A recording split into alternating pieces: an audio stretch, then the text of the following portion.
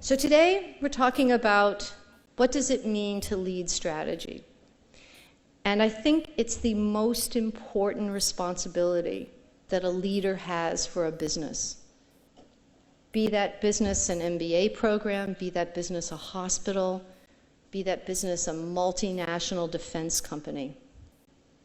If you're a leader of a profit or a nonprofit organization, the most important thing you have to do is give that business a reason to matter. That's what I'm talking about today. And how did I come to understand this? It was working with managers like you, moving from theory to practice and really trying to understand what makes a company great. And so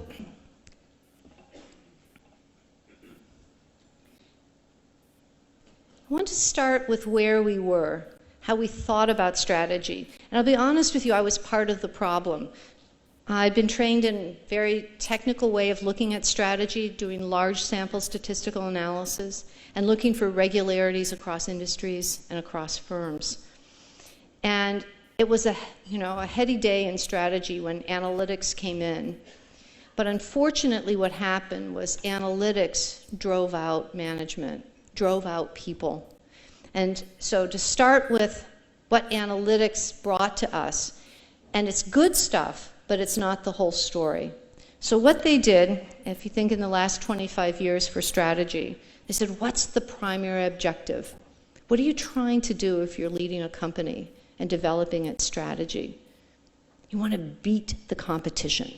That's what it's all about, beat the competition. And we really got fixated on the competition.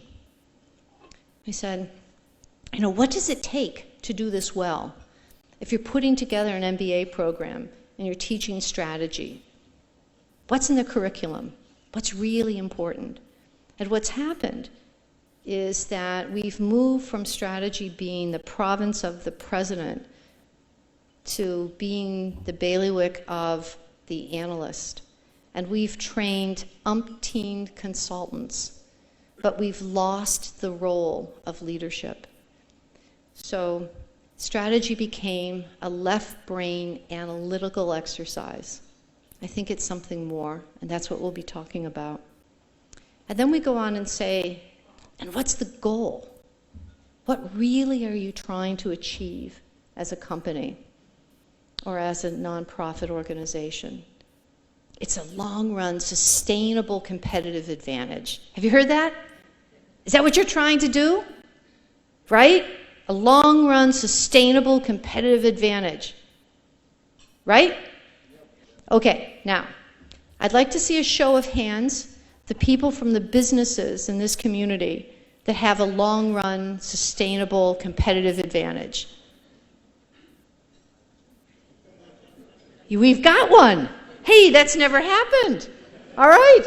So we have a very distinguished fellow over here, right? But let's face it, he's a little bit odd, a little bit unusual. It doesn't happen very often. And if that's what you think you're going for, think again. Because it's, unless you're very, fortunate as our friend is here, it's very unlikely that that's going to be the story of your business or the story of your career as a leader. I think we need to think about this in a different way. And lastly, when does it happen? Strategy happens annually, on time, during the long-run strategic planning process. You get together, you don't laugh, you don't acknowledge any emotions, and you just do it. I don't think so. I think we've got to think about what does it mean to do this in a robust way, in a meaningful way, and what does it mean for a leader's life to be a strategist? So this is where we're starting from. It's not bad stuff, but it's only half the story. So what I want to talk about is the other half of the story, which, as I said, I learned from managers like you. So I think it's time to reimagine strategy, to really think about, I could say time to rebrand strategy, but even deeper to reimagine it, to really think about it in a much more vibrant way, a way that's much more connected with leadership. So to start, most people think that strategy is about beating the competition. I don't think so. If you're trying to beat the competition, what it's saying is, I'm here, you're there, and I'm judging myself relative to how well I'm doing relative to you. Well, the first thing that happens there is we start looking alike. Our strategies tend to converge. And basically, you get to a situation of symmetry because you're judging yourself by other people who you're aping, you're imitating, you're trying to do what they're doing. I think what strategy is about is meeting an unmet need. It's about doing something unique or something uniquely well for some set of stakeholders. You've got to start with the customer. You have to really understand what the needs are of the customers you're serving or want to serve. Don't start with the competition. Start with the customer. So that gets you to purpose. What is the purpose of your business?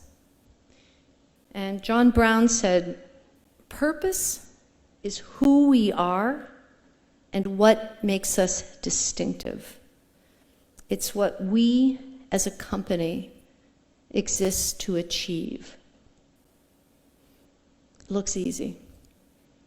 But what I have found from working with literally thousands and thousands of managers like you is, let me tell you about an experience with this. We do a Nike case, and every year they fall into the same trap. And they start talking about Nike and say, hey, Nike's a really authentic company. I say, yeah. Is that important? Oh, yes, it's really important to be authentic. And I say, and what's the purpose of Nike? And they know that. They've read a case. They've read 4 pages on it. They know what Nike's purpose is, and they can talk about it. Is purpose important? Oh, yes, purpose is important. But think about it. Do you really know? What is the purpose of your organization? And then press yourself like we were pressing your answer, that go beyond the obvious, right? Or do you sound like everybody else in your business, that you're doing the same thing they are, right? For the same group of customers. So why does the world need your business? Why does it need your organization? And it's with that question strategy begins. Here's a little test. And this is where I need to know that you're alive. We've chosen to side with the many, not the few. Our concept is to offer customers an extensive range of practical, well-designed furnishings at low prices. And by doing this, we will give people a better everyday life. Any idea? Who? Think about that. It's 2 lines. 2 lines. And do you notice they didn't say, hey, we're a furniture company and we hawk furniture at cheap prices, right? They didn't say that. It's a very specific example so that you and every other audience I've spoken to around the world knows who this is. They don't just say they're in engineering services. They say we're a particular furniture company, and this is what makes us particular. And you got it. That's who it is. It's IKEA. 2 lines. Everybody in this room knew who that was. Who's this? Our company is built upon finding ways to do online search better and faster. You didn't even let me finish it. You've only heard 6 words. In an increasing number of new places and in ever more efficient ways. Who's this?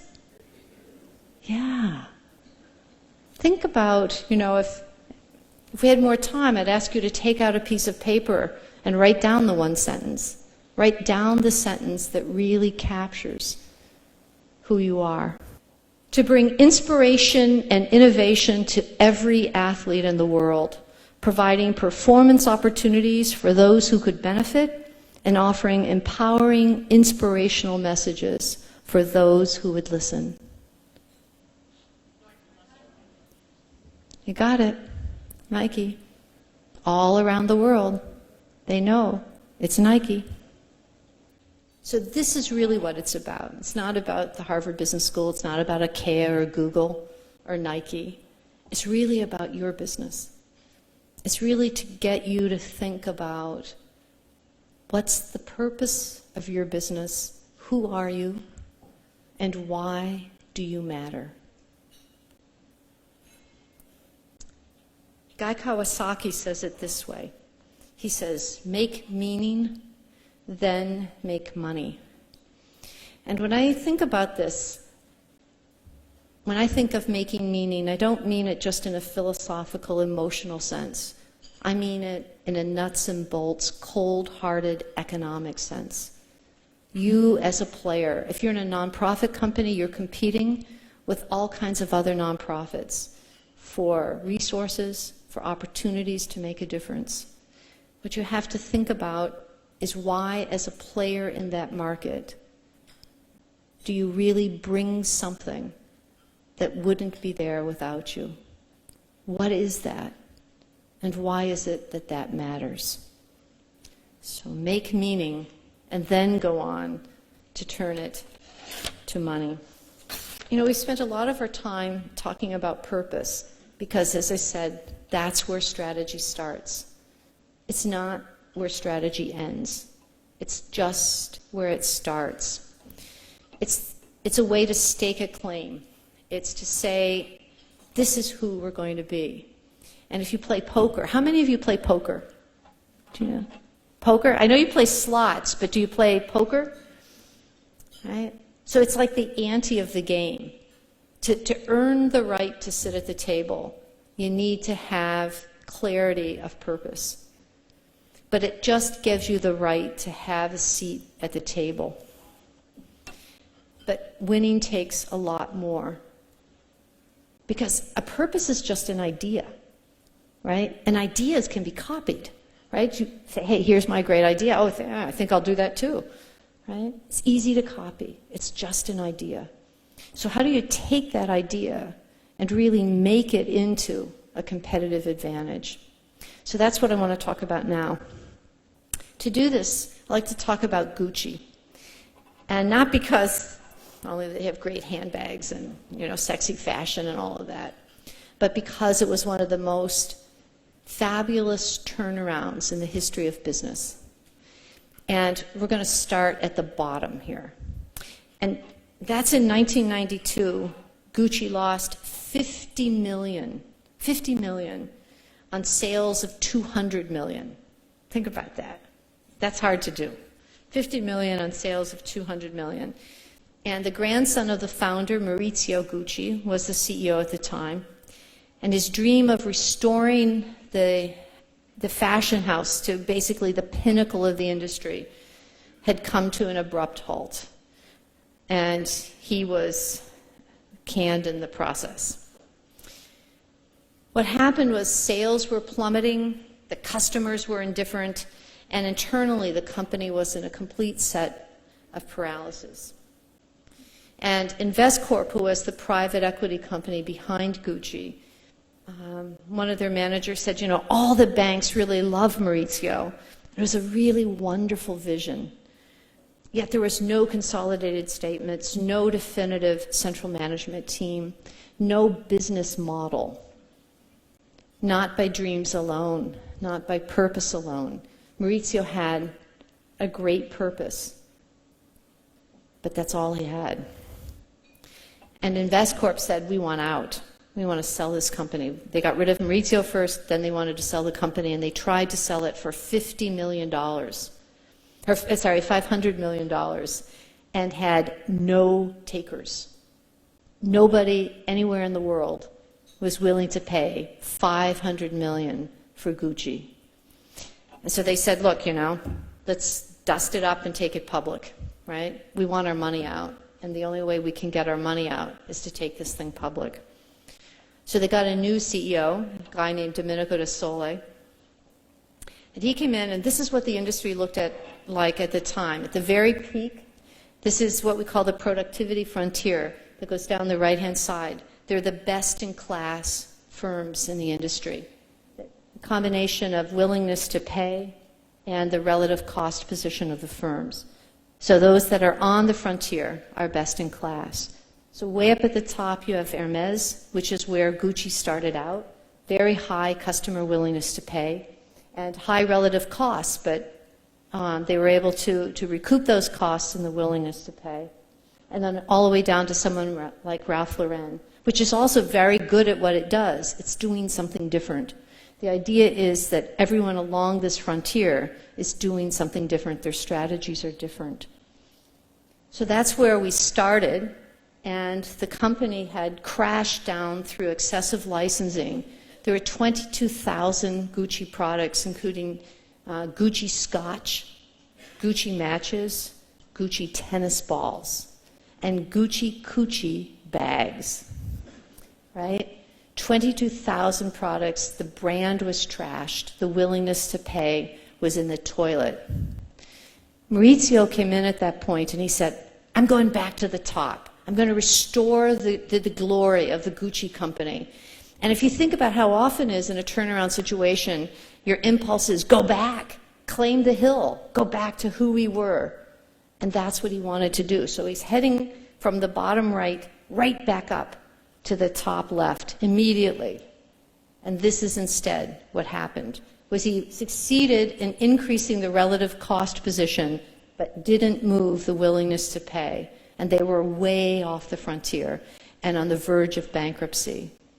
They brought in a new leader, and he didn't start with the instinct that we need to go back to who we were. He said we need to figure out who we're going to be. And let's take a clean sheet of paper and think afresh. What he said was, let's go there. Let's be a company that's known for fashion-forward, high quality, and get this, good value. Now I know some of the men in the audience, if their wives came home with these goods, might say, good value? Are you kidding me? But they meant it.